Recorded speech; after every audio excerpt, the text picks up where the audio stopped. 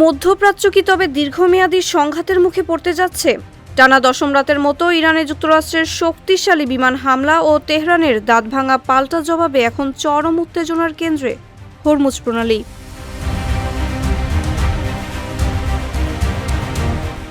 মার্কিন সেন্টকমের দাবি, বাণিজ্যিক জাহাজে আক্রমণ ঠেকাতে বন্দর আব্বাস, কেশম ও সিরাজ সহ ইরানের কৌশলগত ঘাঁটিতে অভিযান চালানো হয়েছে। জীবন অবাক না করলে কে করবে? 28% মিল্ক ফ্যাটের অবাক করার সাথে ফ্রেশ মিল্ক পাউডার। জীবন অবাক করুক প্রতিদিন। তবে ছেড়ে কথা বলেনি ইরানও। কুয়েতে মার্কিন ঘাঁটির হিমার্স ক্ষেপণাস্ত্র ব্যবস্থা ও বাহরাইনে আমেরিকার আকাশ প্রতিরক্ষা ধ্বংসের দাবি করেছে আইআরজিসি।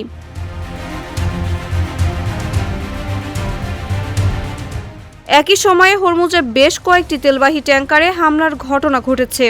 আইআরজিসি কড়া হুঁশিয়ারি দিয়ে বলেছে, হামলা অব্যাহত থাকলে এই পথ দিয়ে এক ফোঁটা তেল বা গ্যাস রপ্তানি করতে দেয়া হবে না।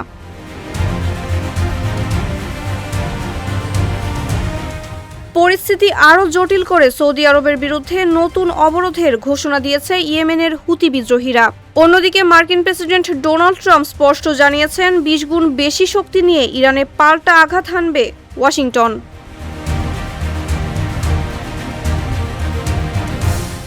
কূটনৈতিক আলোচনা চলমান থাকলেও হোয়াইট হাউস স্পষ্ট করেছে, হামলা এখানেই থামছে না। ফলে এই সংঘাত মধ্যপ্রাচ্যকে কোন অনিশ্চিত ভবিষ্যতের দিকে ঠেলে দিচ্ছে তা নিয়ে বাড়ছে উৎকণ্ঠা। মাহবুবা ইসলাম, ফেস দ্য পিপল।